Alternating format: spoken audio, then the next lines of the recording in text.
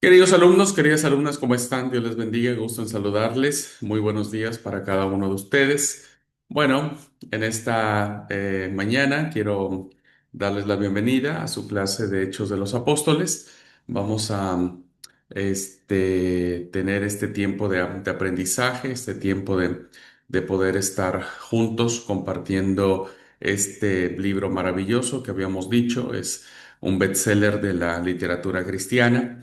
Y bueno, hemos estado analizando algunos aspectos del libro que nos permiten conocerlo mucho más. Así que bueno, yo los invito a que podamos seguir profundizando en los aspectos generales que tiene este maravilloso libro. Voy a compartir la pantalla entonces y nos quedamos en ver el destinatario. Hemos visto ya los lugares de composición, hemos visto el tema del título y ahora nos hace falta, perdón, dejé de compartir, nos hace falta ver el destinatario que realmente es intrigante, ¿no es cierto? Es algo muy relevante porque es de los libros, el único libro, diríamos, tanto de Hechos como de Lucas, que hay como este, un destinatario plenamente identificado, ¿no? Está bien que las cartas de Pablo también tienen sus propios destinatarios, pero bueno, este es uno de los libros. Bueno, Filemón también. Filemón es una carta que va con un destinatario en particular, por una situación concreta en particular, pero acá solamente vemos al personaje de una manera introductoria y después ya como que perdemos que el libro se está escribiendo para darle a conocer a Teófilo. Bueno, el destinatario del libro es que Lucas, tanto su Evangelio como Hechos de los Apóstoles, va a dedicar su obra a un personaje llamado Teófilo. Realmente los biblistas no se ponen de acuerdo para identificar quién realmente era Teófilo. Cuando nosotros analizamos el prólogo del Evangelio de Lucas en el capítulo 1, versículo 3, el autor le llama excelentísimo Teófilo. Esta palabra, adjetiva, ¿no? Va a indicar una idea de decir su excelencia.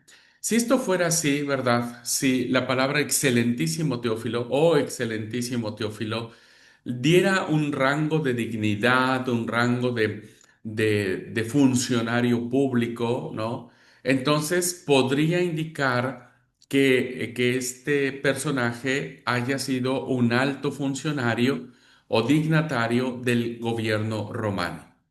Ante esta lectura que podríamos dar de quién era Teófilo, existen tres posibilidades de saber. La primera es que Teófilo no sea realmente un nombre propio, es decir, que no haya existido un personaje, un hombre llamado Teófilo. Quienes defienden este argumento de que es un nombre compuesto, es un nombre deliberado por parte del autor por las implicaciones teológicas que tiene, explica que en aquellos días ser cristiano era profundamente peligroso. Por lo tanto, no habría que decirle a alguien en particular, porque imagínense si se dijera el nombre de una persona y hay una persecución contra los cristianos, pues evidentemente sabrían a quién matar primero, porque ya sabrían quién era este Teófilo. Entonces, los que proponen esta idea dicen, ¿no es cierto?, que este es un nombre ficticio, es un nombre que Lucas inventa, pero porque tiene connotaciones teológicas. Teófilo viene de dos palabras griegas, teos, que quiere decir Dios, y filein, que quiere decir amar. Es posible entonces que si leemos de manera literal el nombre de Teófilo, Lucas pudiese haberse referido a alguien que ama a Dios, ¿verdad? Eso significaría Teófilo, alguien que ama a Dios, sin mencionar su verdadero nombre para no comprometerle. Tal vez Teófilo se llamaba de otra manera, ¿no es cierto? Pero eh, el autor prefiere darle esta connotación. Ahora, los que defienden esta postura establecen que cuando uno mira el contenido del libro, uno se da cuenta perfectamente que lo que vemos en el libro, pues es la forma en cómo Dios va amando a la iglesia y de alguna manera va estableciendo el reino, ¿no es cierto? De manera diferente, de manera, que extiende misericordia no solo a los judíos, sino también a los paganos, etcétera. Bien, entonces, lo dejamos aquí como una propuesta de poder entender quién era Teófilo. La segunda postura que encontramos es que Teófilo sí era una persona real, sí era alguien de carne y hueso y que pudo haber ocupado niveles muy altos dentro del gobierno de Roma. Entonces, quienes defienden esta postura de que sí existió un tal Teófilo es basado en que Lucas le dedica sus libros, tanto Evangelio como Hechos, para mostrarle que el cristianismo era una cosa hermosa, que los cristianos eran buenas personas, que los cristianos no comían niños, que los cristianos no tenían orgías sexuales, que los cristianos no eran subversivos o revolucionarios, ¿verdad? Entonces, cuando uno mira el libro de Hechos, uno se da cuenta que la iglesia está en una situación bien, que está en una situación en donde no confronta al gobierno romano, sino que de alguna manera los reyes Agripa, Festo se maravillan por lo que Pablo dice, según el Evangelio, el libro de Hechos. Y en el Evangelio de Lucas vemos a un Jesús que ama al pobre, al necesitado, a las mujeres, a los niños, al enfermo, al excluido, al paria, ¿verdad? Entonces, claramente lo que quería hacer Lucas, dicen los que defienden esta postura, es influir en un gobernante romano para que no persiguiera a los cristianos. Es decir, si venía el testimonio de un dignatario romano para que no, para que hablara bien de los cristianos, pues le iban a hacer más caso que si hablara un propio cristiano. Entonces, esta es la segunda propuesta de que el Teófilo sí pudo haber existido. Y la tercera postura, ¿verdad? Que es una postura más romántica, pero que evidentemente muchos biblistas no coinciden con ella, está basada en el hecho de que Lucas era médico y muchos médicos en aquellos tiempos fueron esclavos, ¿verdad? Fueron esclavos. Y que luego lograron su libertad y se dedicaron a estudiar y bueno, lograron posicionarse. Bueno, entonces esta teoría ha sugerido que Lucas pudo haber sido el médico de Teófilo y que éste pudo haber estado gravemente enfermo y haberse salvado gracias a la habilidad y fidelidad de Lucas y en agradecimiento le concede su libertad. Bueno, en este caso, tal vez Lucas le quería mostrar su gratitud a Teófilo y como la cosa de más valor que poseía era el Evangelio de Jesús, se lo escribe y lo envía a su gran benefactor. Pero bueno, no hay bases sólidas, ni históricas, ni teológicas que puedan sostener esta tercera postura más idealizada, ¿no? De el esclavo que le muestra gratitud a su antiguo amo y le dedica este libro. Bueno, esta es una tercera postura, pero como dije, no es ampliamente aceptada, tiene muy pocos biblistas que lo apoyan. La mayoría se inclina en las dos primeras, que haya sido una construcción teológica del nombre y otros que efectivamente haya existido el personaje llamado Teófilo.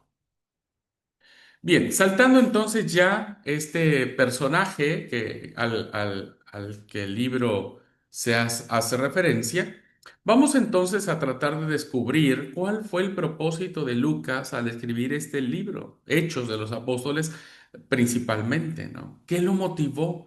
¿Qué estaba pensando? ¿Qué estaba pasando?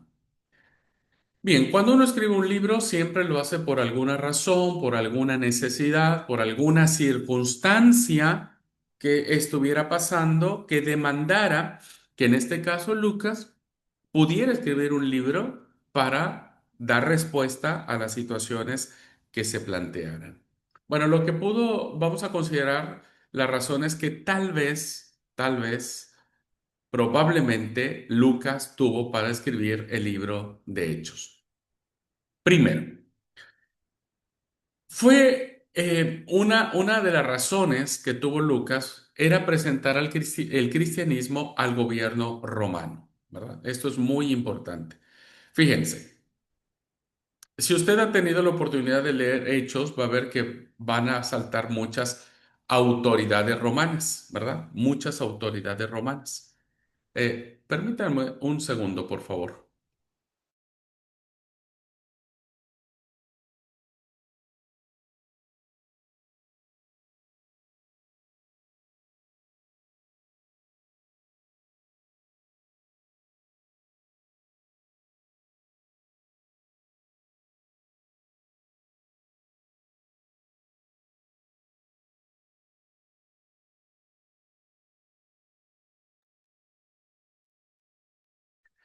Gracias.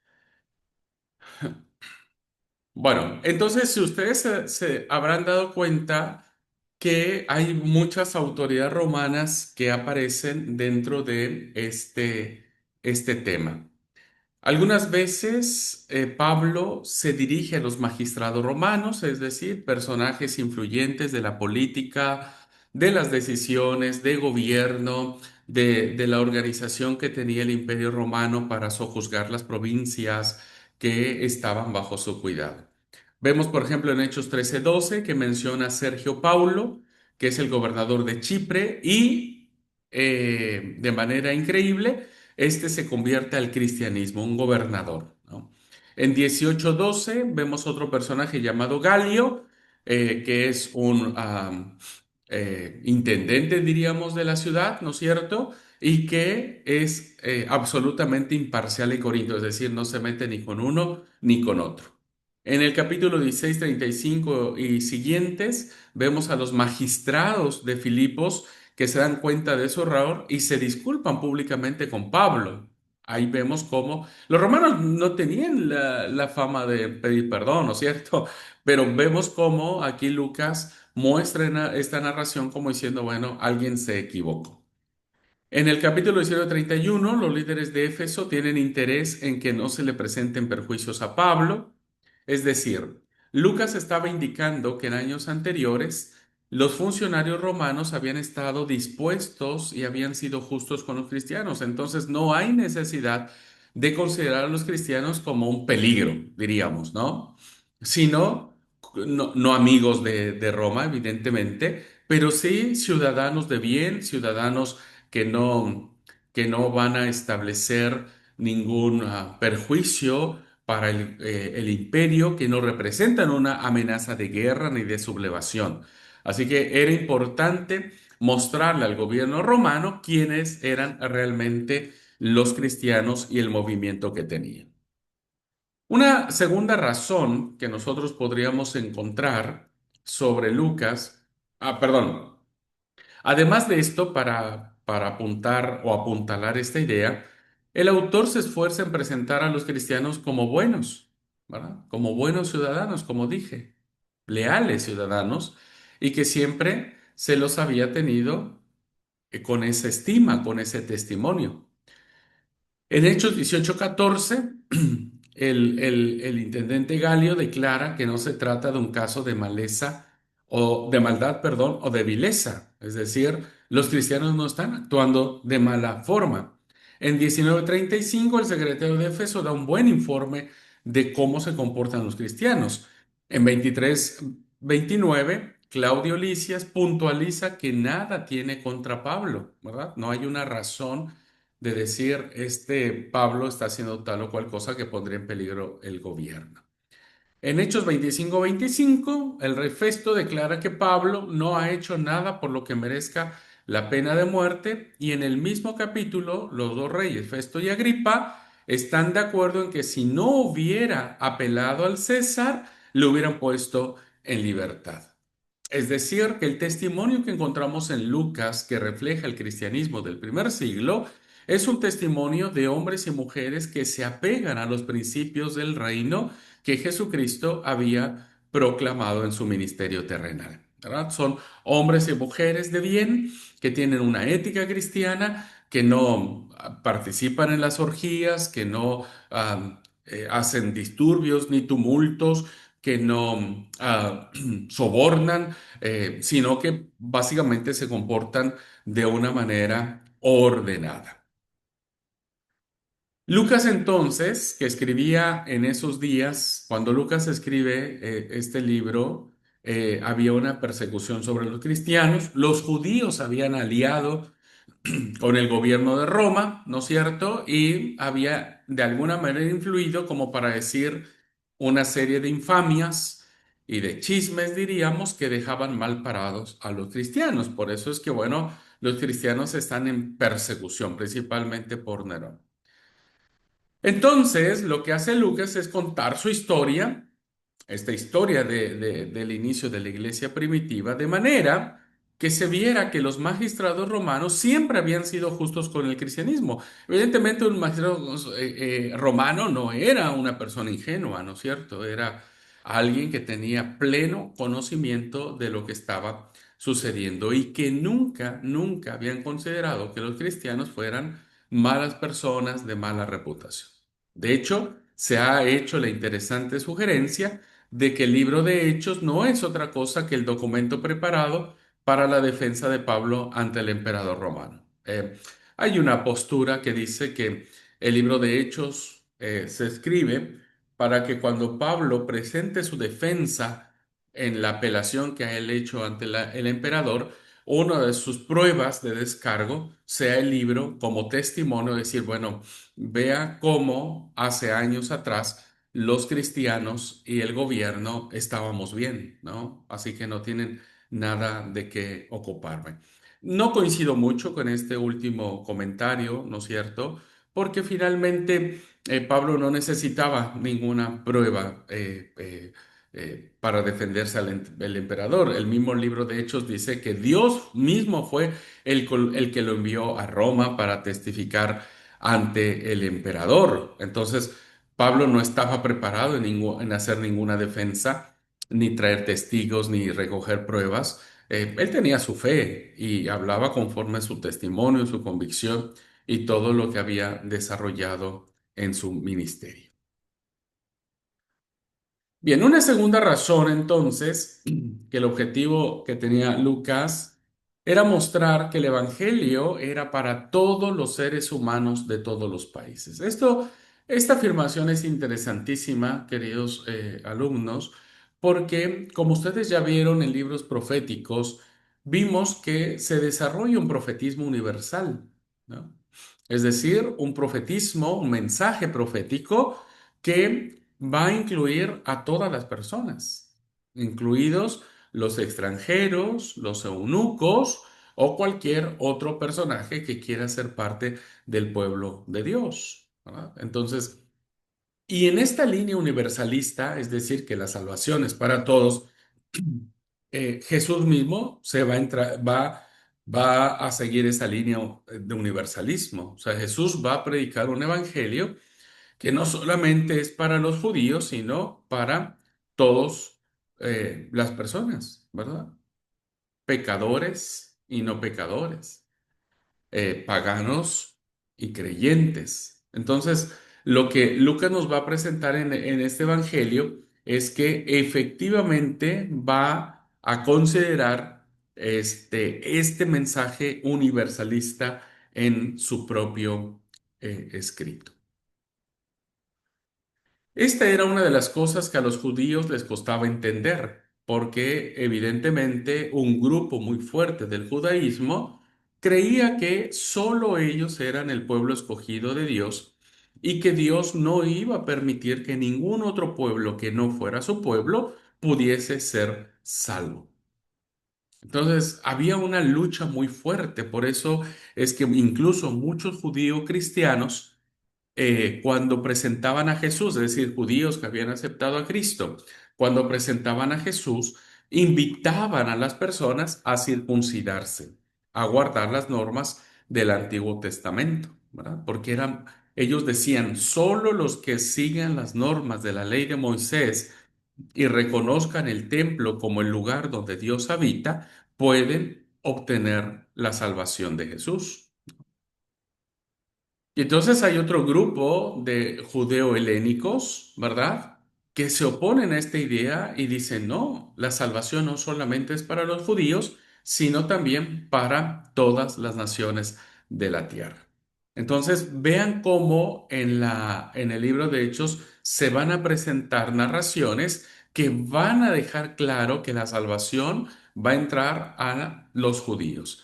Vemos, por ejemplo, a Felipe, líder del movimiento judeo-helénico, predicando a los samaritanos, ¿verdad? Los samaritanos que eran la raza, diríamos, odiada de los judíos. Bueno, ellos también tienen salvación. Vemos a Esteban haciendo universal el cristianismo. Esteban, que era griego, ¿no es cierto? Que no era judío, y se convierte en el primer mártir del cristianismo y el primero en tener una epifanía, es decir, una revelación. Él dice que antes de morir ve los cielos abiertos, ve al Padre, al Hijo, está puesto de pie, ¿no es cierto? Y entonces hay una comparación de palabras con las que hace Jesús en la cruz. Esteban dice, no les imputes este pecado, ¿no es cierto? Lo mismo que Jesús dijo, Padre, perdónalos porque no saben lo que hacen. Vemos a Pedro recibiendo al centurión romano, un personaje ligado a las Fuerzas Armadas de Roma, que también acepta el cristianismo y se integra a la iglesia. Vemos a cristianos predicando a los gentiles en Antioquía, una ciudad eminentemente griega, la tercera ciudad más importante del imperio, ¿no es cierto? Roma era la primera ciudad, la segunda ciudad era Alejandría y la tercera ciudad importante del imperio era Antioquía. Vemos a Pablo viajando por todas partes y ganando a personas de todos niveles, de todas condiciones, la mayoría de ellos hombres y mujeres que nunca conocieron el judaísmo, que no leyeron la Torá, que no saben quién es Moisés y que ellos crecieron con los filósofos, los presocráticos, los socráticos, Platón, Aristóteles, ¿no es cierto? Con todas estas filosofías griegas, bueno, ellos también se les anuncia el Evangelio.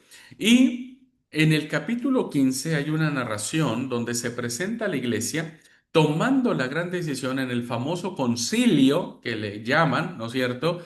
El primer concilio, dicen algunos, en donde se toma el acuerdo, la deliberación de poder aceptar a los gentiles como parte del pueblo de Dios sin judaizarlos, ¿verdad? Es decir, hay una decisión muy fuerte de que no hay necesidad de circuncidar a los hombres que se quieran incorporar a la iglesia cristiana. Así que bueno, estos son algunos ejemplos que nosotros vemos claramente de cómo el Evangelio, ¿no es cierto?, es un Evangelio universalista. Es un Evangelio que está dado a hombres y mujeres que solo acepten el sacrificio de Cristo como medio fundamental para vivir a Cristo, ¿no? Para vivir a Cristo. Un tercer motivo que podríamos encontrar de la lectura de Hechos es que estos no eran más que propósitos secundarios. Hay otros propósitos que Lucas tiene.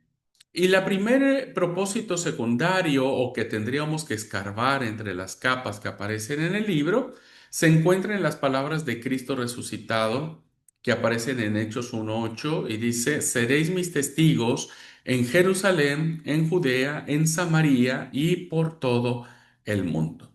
Entonces, algo que quiere mostrarnos el libro es el crecimiento que la iglesia tiene, ¿verdad?, de propagación. El cristianismo, queridos hermanos, inicia con un pequeño puñado de judíos y judías, hombres y mujeres, ¿no es cierto? Que al parecer hay dos movimientos. Un movimiento de seguidores de Jesús que están en el norte, en Galilea, pues el lugar donde nació Jesús, ¿no es cierto? Es como si yo vivo aquí en El Dorado, pero tengo que ir a ministrar a Buenos Aires. Pues yo acá tengo muchos amigos y demás, entonces seguirían el movimiento mío. Estoy poniendo un ejemplo nada más, ¿no es cierto? ¿Qué es lo que le pasó al Señor? El Señor vivió toda su vida en Galilea, en el norte. Hizo muchos amigos, echó muchas raíces ahí. Entonces, evidentemente hay un grupo de seguidores en Galilea, pero también hay un grupo de seguidores de él en Jerusalén, ¿no es cierto? Porque es allí donde el Señor muere, donde resucita, donde asciende a los cielos, etcétera. Entonces, lo que Lucas quiere mostrar es que cuando la iglesia llega a Roma, ¿verdad? En no más de 3 décadas, se convirtió en una religión fuerte, pero que, insisto, inició en un lugarcito pequeñito, de un lugar muy chiquitito en el mapa mundial, que fue Palestina, y que nació como un grupo insignificante, ¿verdad?, de hombres y mujeres que querían transmitir el mensaje de Jesús. En menos de 30 años, el movimiento ya estaba invadiendo todos los rincones de la tierra. Entonces, cuando Lucas escribe las palabras de Jesús que dice, seréis testigos en Jerusalén, Judea, Samaria, hasta el último del mundo, bueno, quiere decir que alcanza todos los rincones de la tierra. Este autor llamado Turner ha señalado que Hechos se divide naturalmente en 6 partes, ¿no? Y este dato es interesantísimo, ¿verdad? Porque es un dato de esquema. Cada parte, estas 6 partes que el autor ha dividido el libro de Hechos, termina con lo que podríamos declarar una declaración en progreso. Es decir, para sustentar esta idea de que el libro de Hechos es un libro que va a eh, eh, poner por alto o va a dejar muy claro que el Evangelio iba a crecer de manera exponencial, bueno, vamos a ver que estas 6 partes van a terminar siempre con una frase de multiplicación. ¿Ok? Veamos estas partes. La primera parte, según Turner, diría, ¿verdad?, que abarcaría del capítulo 1, versículo 1, hasta el capítulo 6, versículo 7. Esa sería la primera parte. En esta primera parte vemos claramente que el Evangelio está circulando en la iglesia de Jerusalén y tiene que ver con la predicación petrina. ¿Ah? Pedro es el personaje principal, Pedro es el de la voz cantante, ¿no es cierto? Y va a terminar con un resumen muy importante. El capítulo 6, versículo 7 dice, a todo esto el evangelio se iba propagando. Vean, es una expresión de multiplicación, ¿no? De decir, el evangelio está triunfando, el evangelio se iba propagando y el número de los creyentes se multiplicaba extraordinariamente en Jerusalén. También se habían convertido muchos sacerdotes, ¿no? O sea, estamos viendo una predicación profundamente jerosolimitana, es decir, el cristianismo en Jerusalén, ¿verdad? El cristianismo en Jerusalén, y entonces termina esta narración petrina, donde, insisto, Pedro es el de la voz cantante, y termina con una expresión de expansión, de crecimiento, de manera extraordinaria, ¿no? Lucas usa mucho este énfasis. Este, Reina Valera dice, y crecía la palabra del Señor y el número de los discípulos se multiplicaba grandemente, ¿no? Grandemente, o sea, hay una expansión.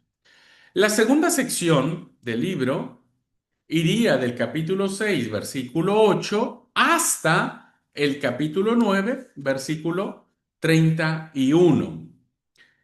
En esta sección, en estos capítulos, vamos a encontrar cómo el cristianismo está por toda la Palestina y empieza la misión de los judeo-helénicos, ¿no? Los judíos helénicos, liderados por su principal exponente llamado Esteban, ¿no es cierto? Y el segundo líder importante del movimiento judeo-helénico sería Felipe, predicando en Samaria. Entonces, vemos aquí una acción, una ah, unas narraciones que tienen que ver con los líderes judeo-helénicos, no así ya Pedro. Pedro desaparece un poco, no del todo, pero ahora los actores principales son Esteban y Felipe.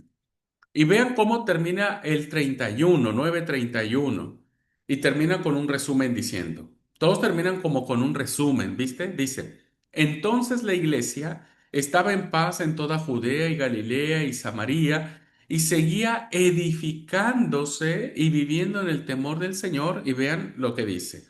Vuelve a mostrar una expresión de crecimiento. Dice, y crecía el número de creyentes gracias al ánimo que les daba el Espíritu Santo.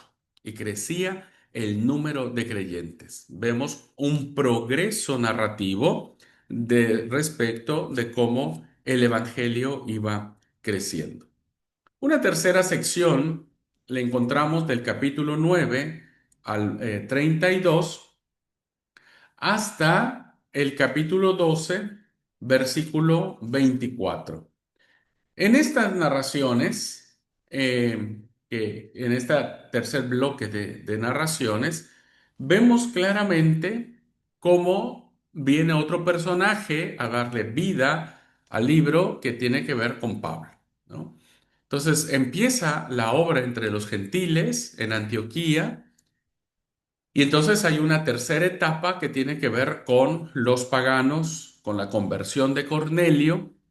Básicamente también con la conversión de Pedro, porque recuerden que Pedro no quería entrar a un hogar pagano, ¿no? Entonces, Pedro se convierte con la visión que él tiene y dice, ahora entiendo que Dios no hace acepción de personas. Entonces, claramente vemos aquí, hermanos, una apertura a los gentiles en estas narraciones. Y en el versículo 24 está el resumen final de esta tercera sección que dice, a todo esto el Evangelio crecía en extensión y en influencia, ¿no?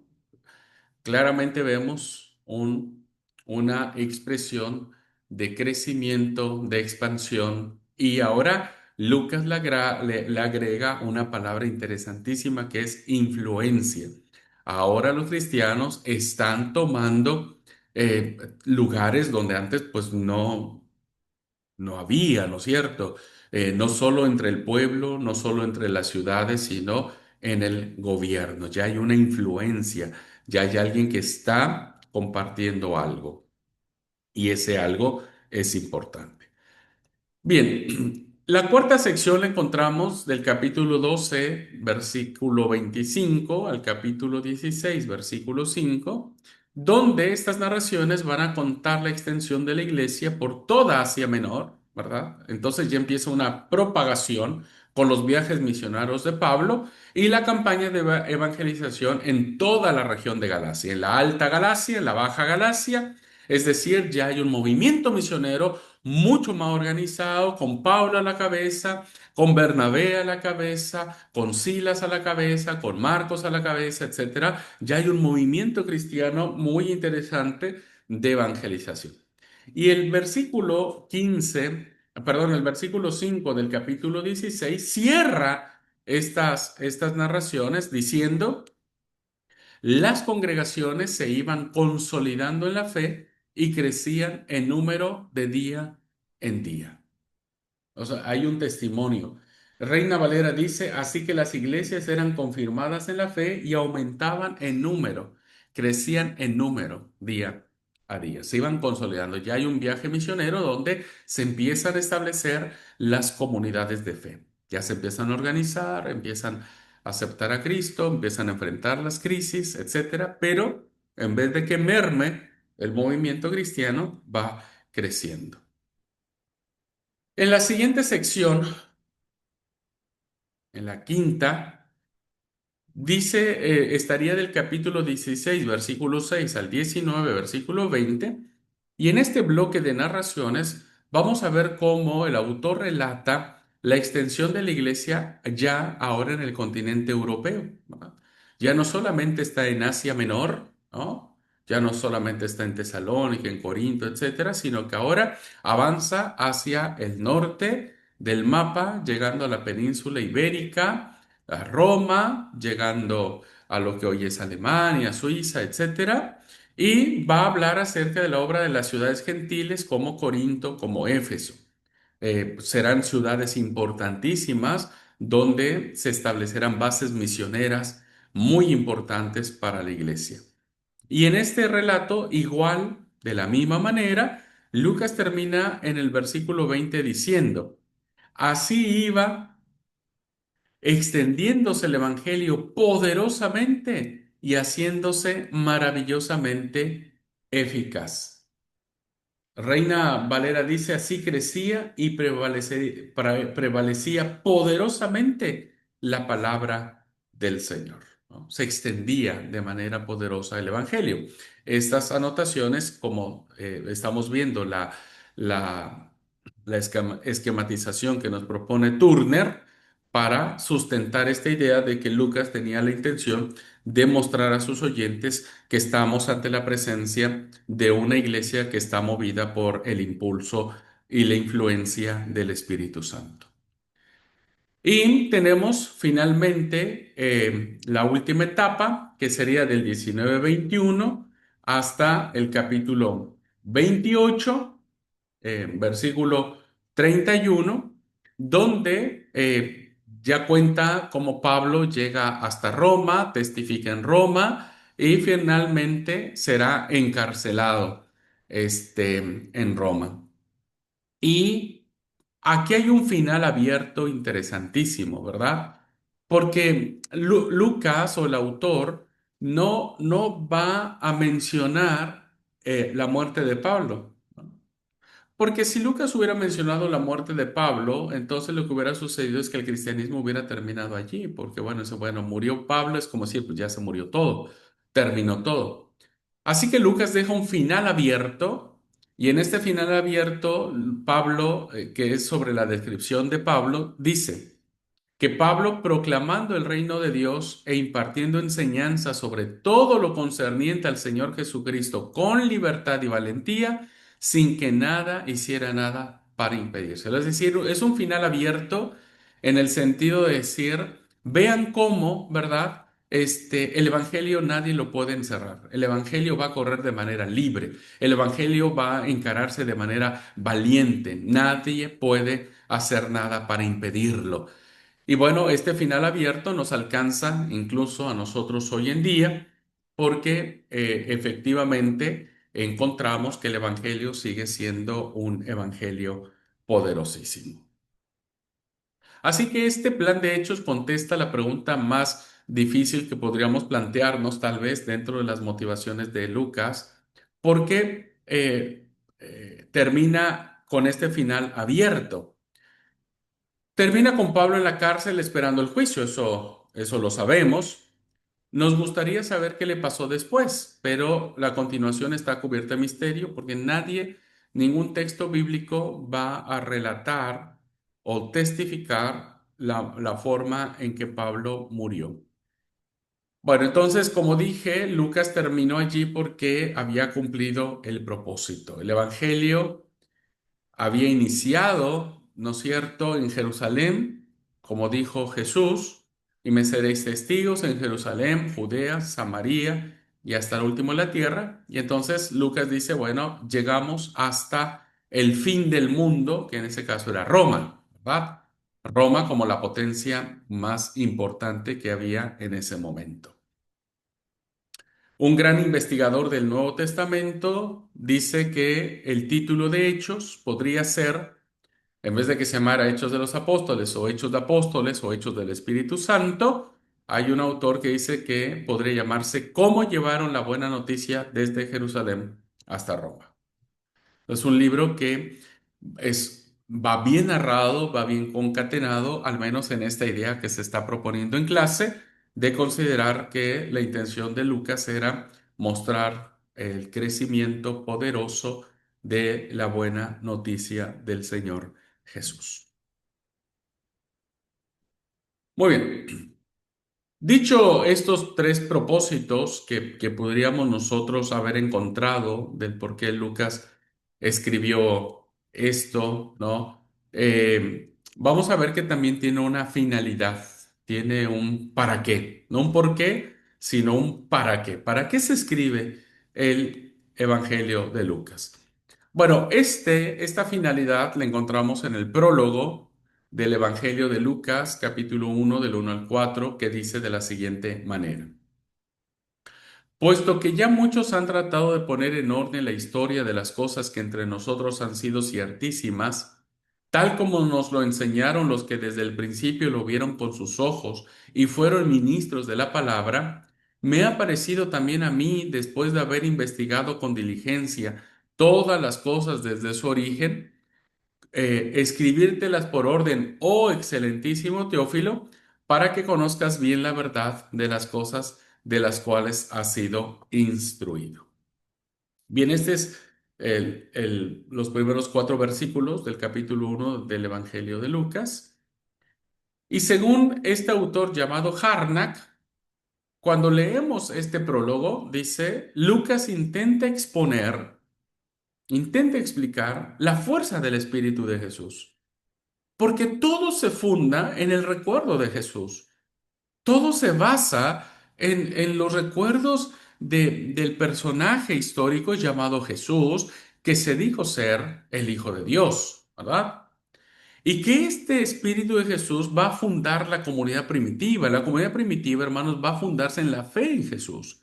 Jesús no hizo ninguna iglesia, no fundó ninguna iglesia, no organizó ningún consejo ejecutivo general, ningún concilio, ni nada por el estilo. Jesús predica su mensaje, su evangelio, basado en la idea del reino de Dios.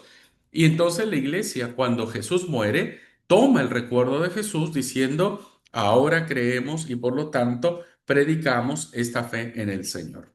Así que la fe de la comunidad primitiva se funde en la fuerza del Espíritu de Jesús que va a promover la misión entre los paganos, universalismo, ¿no?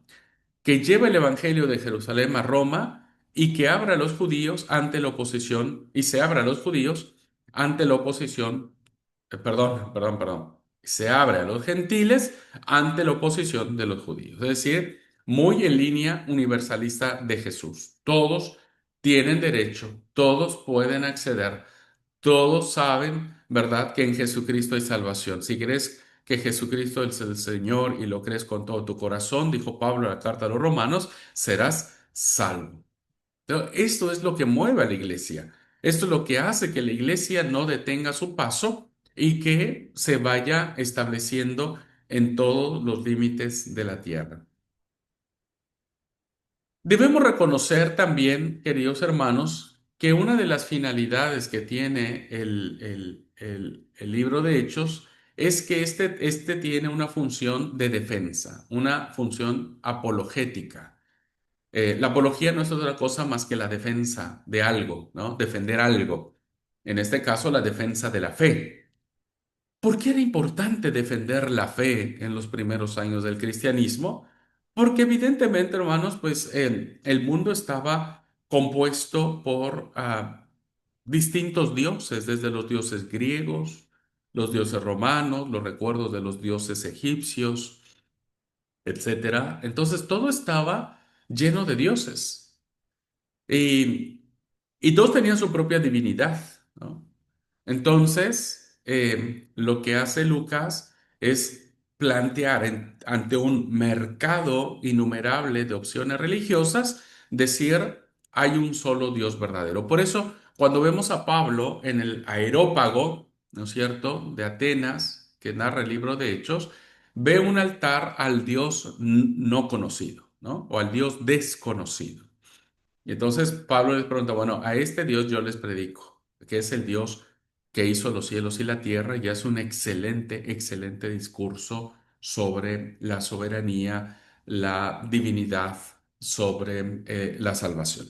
Ahora, Ya sabemos entonces que Lucas pudo haber tenido una intención de defensa.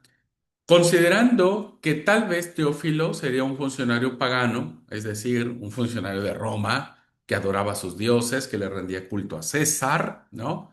Que cada año iba ante el templo donde estaba la estatua de César, tomaba una pizca de incienso, lo echaba delante de la estatua y declaraba la frase Kyrios César, que significa César es Señor, ¿no?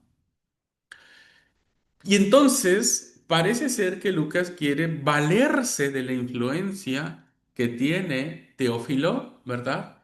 Y a través de él llegar al público mayoritario, que en este caso es el Imperio Romano. Otra función puede ser que sea una intención teológica, que la obra no, y tiene mucha razón de ser, hermanos, no todos los hechos aquí son históricos, son muchos de los hechos narrados en el libro de los hechos, valga ser la redundancia, son teológicos, ¿no? Intenta exponer cómo la salvación pasa de Israel a los gentiles, no por casualidad, no por un hecho fortuito, sino como algo que Dios quiso desde mucho tiempo atrás y que incluso fue anunciado por los profetas. Vuelvo a insistir en este movimiento profético universalista, ¿no? Profetas que decían, nosotros podemos reconocer que la salvación es para todos. Bien, el valor histórico que tiene, hermanos, el libro de Hechos es que si el libro de Hechos se escribe hacia el año 80 más o menos en la datación intermedia, su autor pretende recordar acontecimientos no muy lejanos, ocurridos en los últimos 50 años. Han pasado 50 años de los sucesos, así que era fácilmente recoger los recuerdos de los testigos presenciales, aun cuando muchos ya habían muerto. Bueno, había otros que todavía conservaban y Lucas conservaban sus recuerdos y Lucas se valió de ellos para armar estas historias. ¿Quién podría recordar exactamente lo que dijo Pedro el día de Pentecostés o lo que dijo Esteban antes de morir? Muy bien, si ustedes leen estos dos pasajes, tanto el discurso de Pedro en Pentecostés y el discurso de Esteban, son discursos muy largos, ¿no? Son discursos muy largos que cuando los pronuncian sus autores, pues nadie está allí con una cámara, con una ¿cómo se llama? Con una grabadora. Nadie está escribiendo palabra por palabra.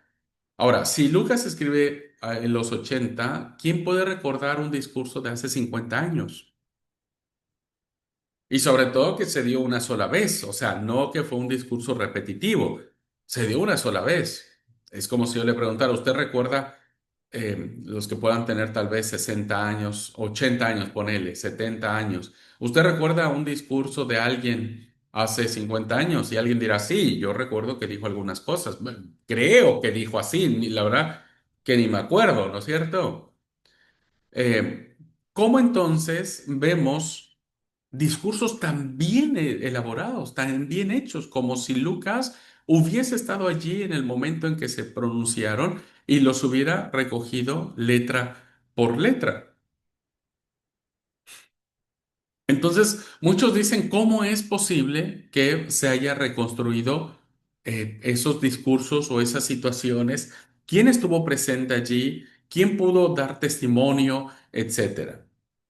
Bueno, los argumentos para defender que sí existieron esos hechos y que tal vez algunos ah, son discursos que compone el autor y que va a poner en boca de sus hablantes, hay argumentos para defender el valor histórico.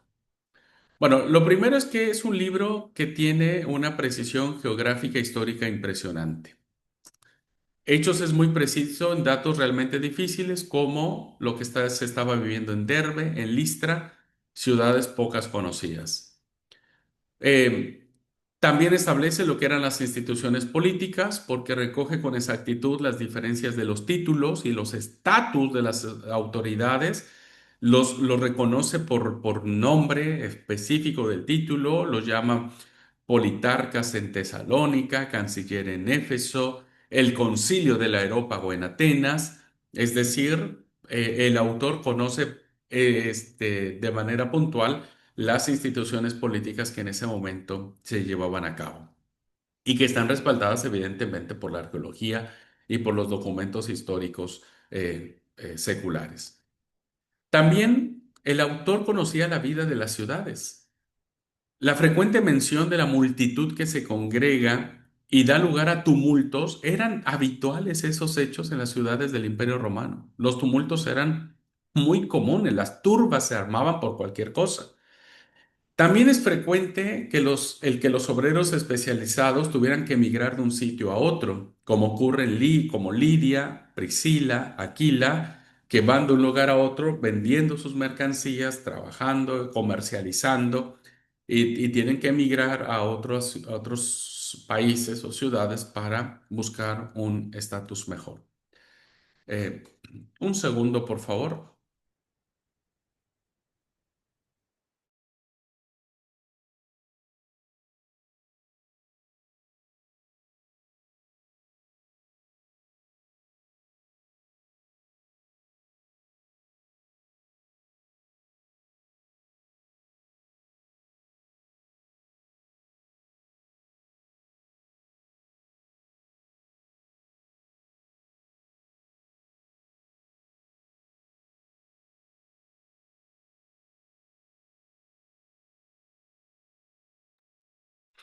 Ya, hermanos, gracias. Perdón, no había conectado mi computadora y está a punto de apagarse.